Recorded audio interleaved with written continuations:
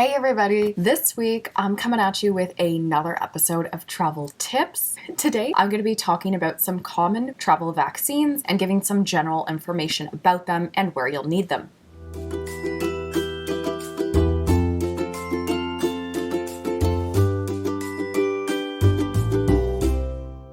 Episode actually came by request from one of my friends. She was really interested and thought it would be helpful for people to know what vaccines they would need beyond COVID vaccines, because we really shouldn't forget about everything else too. I know all the hoopla is about COVID, of course, but there are lots of other important things to also keep in mind. Let's not forget about everything else. I'm going to make this as brief as I can for each one. If you are super interested in some information about one of them, please let me know. I can do some more in-depth videos about some of them to provide some more information, but this one is a little bit more general for each one. First of all, make sure that you have all your basics covered. That being, most of these would be stuff that you would get vaccinated as a child here in Canada anyways. I'm talking polio, tetanus, pertussis, measles, basically the stuff that you would get growing up that you want to make sure you're up to date with. Tetanus is one of them that you want to double check, because sometimes people need to follow up with that when there's boosters involved, as an example. But basic ones, keep up to date. First one I'll talk about is hepatitis A. Hepatitis A is a liver infection. This one does not become chronic as opposed to hepatitis B, which I'll talk about afterwards. With Hep A, death is very rare, but lasts a few weeks to possibly a few months, depending on the severity. This one can be contracted via contaminated food or water or sexual contact, but it's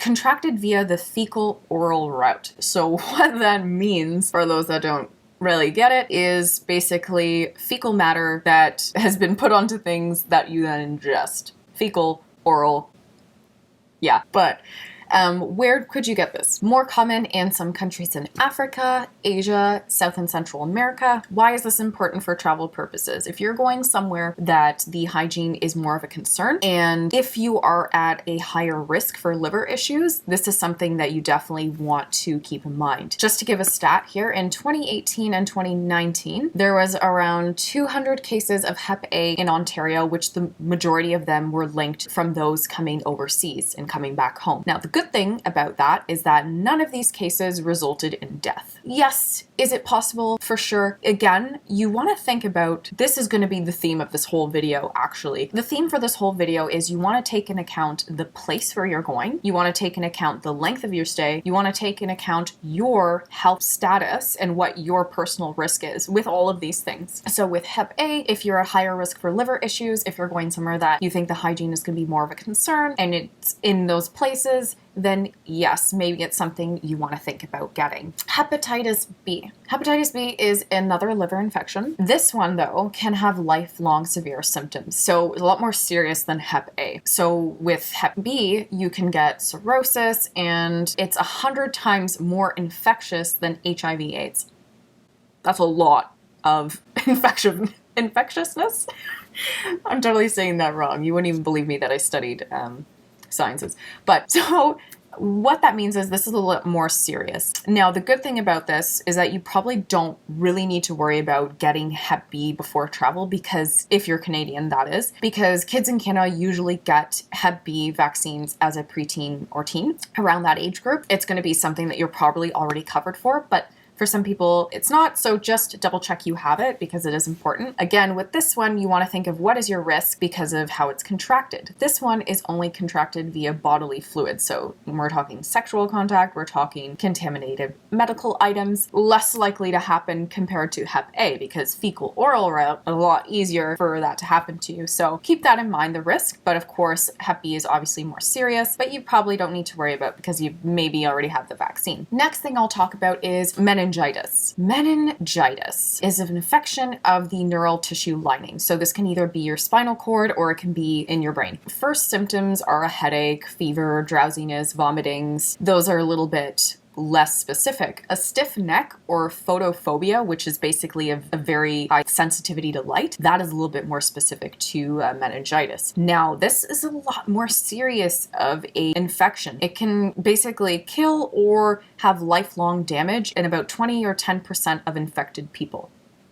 kind of likely. How it spreads. It spreads through droplets, so either sneezing or coughing. Let's talk about where you would be at risk at this. You would be at risk in the sub-Saharan African belt. An interesting thing is that you also need a vaccine against it if you're going to Saudi Arabia for a specific area, because there was some bad outbreaks that happened in 2001 and 2000. A lot of people got really sick.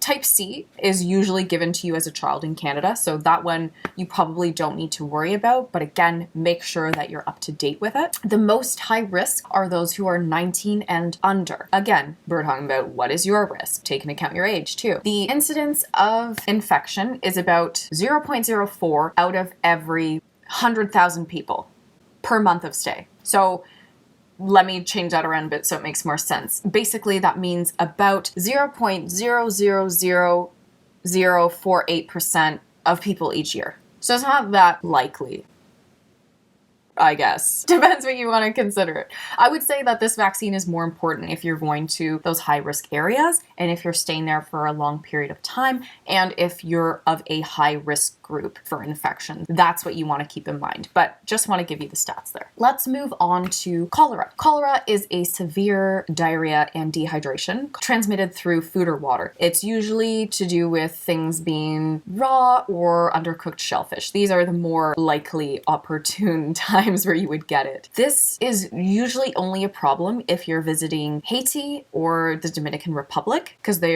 had some bad outbreaks of cholera there. Some areas in sub-Saharan Africa, and some areas in Southeast Asia as well. Now, what can you do if you want to prevent it? There is Dukoral, which actually a lot of people take for just traveler's diarrhea. And this one gives you up to 2 years protection from cholera. Now, the interesting thing about cholera and travelers getting it is that there is also a lot of discrepancy between how many people abroad that maybe got a case of bad traveler's diarrhea that was actually cholera, but they didn't know. And they didn't, therefore, it didn't get labeled as a case of cholera. So sometimes when travelers get it is actually just, they get cholera, but they don't get it that severe. You can get something like Dukoral, of course, that would give you some extra protection. I'd say your risk is pretty minimal. Be cautious in higher risk places, of course. If you're concerned with the food and water that you're consuming, be cautious of that. If you want the extra protection, you can get it. For a stat on this one, I actually, interestingly enough, found online that about 75% of people who get infected will have mild or no symptoms. And that was from the European Center of Health that I found online. So European travelers are much like our Canadian travelers. We're kind of in the same boat in terms of like our medical care, I'd say. They only recommend travelers who are relief workers to get a vaccine. So they don't recommend it for travelers in general, which I find really interesting, which brings us back to what is your risk, right? Where are you going? How long are you going for, right? The longer you go, which is why they mention relief workers, if you're there for a long time, I'm talking like 6 months, year, whatever, then yeah, your risk is going to be higher, right? If you're going somewhere for a week, your risk is obviously lower. Again, keep that in mind, but the good thing about something like cholera is there is something you can take to prevent yourself from getting really sick. The next one I'll talk about is Japanese encephalitis. This one is a neurological infection that you can get from nighttime mosquitoes. Yes, there's a difference between mosquitoes that come out at night and come out during the day. For JE, Japanese encephalitis, similar to West Nile, which some people in Canada are probably already familiar with, and it can be very severe if you get it, causing high fever, tremors, paralysis, vomiting. Up to 50% have long-lasting neurological effects. So up to 50% of people that get it, long-lasting lifetime effects. Kind of an issue, but it is still rare, and a lot of people that do get infected don't develop those severe symptoms. Where can you get this? Most likely in Southeast Asia, so I'm talking Thailand, Indonesia, Vietnam, China, India. These are some places. The overall incidence of JE among people from non-endemic countries, so like someone Canadian traveling to Asia, is estimated to be less than 1 case per 1 million travelers. So again, the risk there, I'd say, is probably pretty low. Keep this in mind. If you're going away for a long time, then that chance is going to increase. Keep in mind of your risk. I would suggest you think about getting it if you know you are going to be there for a longer period. So if you're at that higher risk, or if you're going to be in many rural areas at night. So you're going to be more at risk for those nighttime mosquitoes. If you're traveling to Southeast Asia for an extended period of time, I'll give you another little pro tip. And this is actually something I did before I went away for Asia, and I knew I was going away for a long time. My travel doctor was like, well, most people don't really get the JE vaccine because it's, it's expensive. It runs about $200 to $300 Canadian. So I don't know in other countries, but I'd say North America would probably be that much. So it's expensive and your risk is pretty low. So why get it, right? But this is something you can look into, and I would suggest maybe asking your traveler's doctor as well. My doctor told me about a Chinese vaccine of JE that is available in some Asian countries that is much cheaper. So what I did was I arrived in Sri Lanka and I went to this beautiful private hospital that was so clean, so nice, and I got the JE vaccine for like $30 Canadian. And it was safe. Like, I checked the date on it, and it was the one that my doctor suggested, so I knew I was fine. So yeah, I would suggest something like that. If you're interested in talking to the doctor that I went to, I will leave a link to his website below in case you're interested, because I'd love to give a shout out to someone who helped me out. Next possible vaccine we'll talk about is typhoid fever. This one can be pretty serious too. You can get a fever to up to 40 degrees and other flu-like symptoms. This one is spread through unclean food and water, most common in South Asia and Southeast Asia. Approximately 70 cases of typhoid are reported by Canadians each year. So 70 cases per year. And typhoid fever is fatal in about 16% if left untreated. Of those people that get it, if they don't get treated, you're looking at about 16% chance of fatality. But of course, if you're somewhere where you're going to have good medical care, I don't know if that's going to be more of a concern or not. Good thing is that there are vaccines available and they're good for 2 to 3 years. There's also the one that I got a while ago was Vivaxim. I hope I'm saying that right. And this one is actually combined Hep A and typhoid. So if you need both, it's a nice option to get. The next infection I'll talk about is yellow fever. This one is a viral infection causing headache, vomiting, flu-like symptoms, and this one is carried by daytime mosquitoes. This one is most common in South America and tropical Africa. The special thing about yellow fever is that for some countries, they might require you to have a yellow fever vaccine to actually enter, or at least they'll ask you questions about which countries you've been to previously before arriving there. Some countries in Africa and South America, I don't know which ones off the top of my head, but you can ask me about that. Usually people will recover from yellow fever. About 15% will develop serious symptoms. From there, you're talking jaundice and organ failure.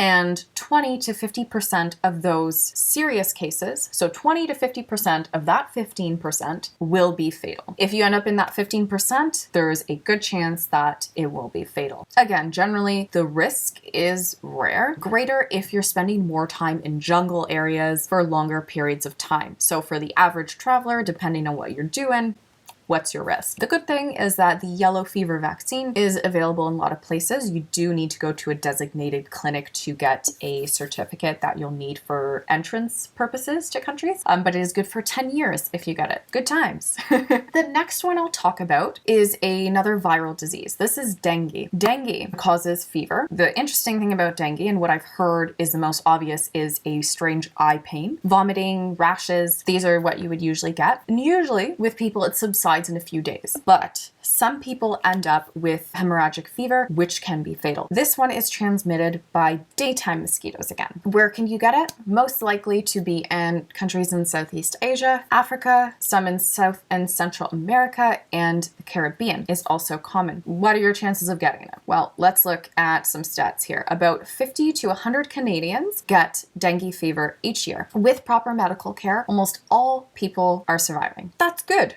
I think that's a pretty nice stat. That makes me feel pretty good. But the interesting thing is that I've actually met quite a few travelers through my time abroad that have gotten dengue. Obviously, I haven't met anyone that's died from it. Of those people that I talked to, yeah, they were pretty sick for a while, but they got through it and they were good in the end. But obviously that's not something that you want to happen on your trip. Problem with dengue is that there is no vaccine for it that you can get to prevent it. There's none available in Canada. I was doing a bit more research and I did notice that there's some places in the world that they have some vaccines on a trial, so still not quite available. But as far as for us and the general people on the globe, there isn't a vaccine for us. So the only thing you can really do is just avoid mosquito bites. And also, if you're traveling somewhere where there's lots of mosquitoes present in the daytime or sunrise and sunset, make sure you try and protect yourself. But it can be hard sometimes, but that's the only way to prevent it. So you just gotta take your chance, I guess, with that one. But I still wanted to mention it because it was actually one disease that a friend had asked me about, so I'm bringing it up. Next thing we'll talk about is malaria. This one is a big one, and a big one that a lot of people talk about. What happens when you get malaria? Usually you start with flu-like symptoms. More serious forms of it can cause kidney failure, you can get seizures, and death if not treated.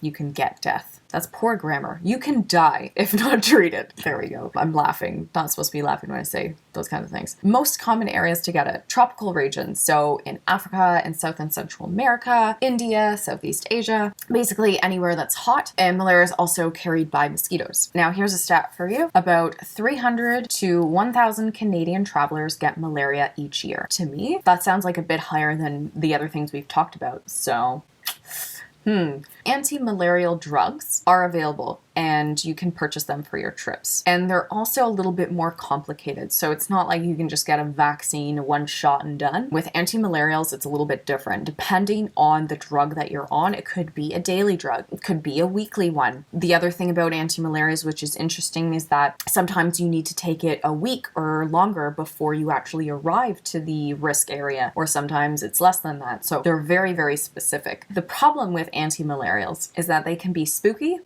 and expensive.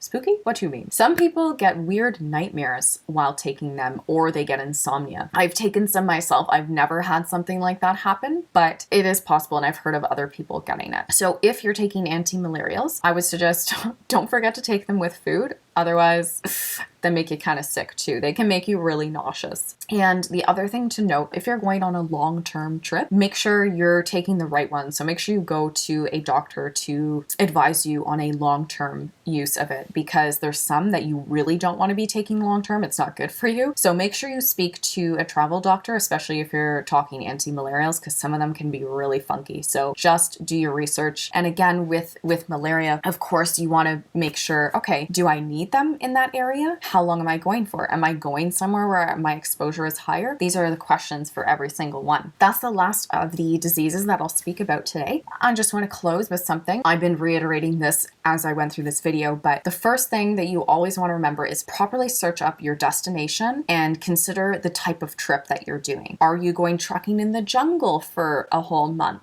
Maybe your risk of something from a mosquito is higher. Are you going to be bitten by 1,000 mosquitoes like I did in the Amazon? Maybe. So maybe that's something you want to think about. The risks in cities is much different for the risk in rural areas. So if you're not going to rural areas and you're sticking to the cities, remember what your risks are. Maybe your risk of eating contaminated food is higher.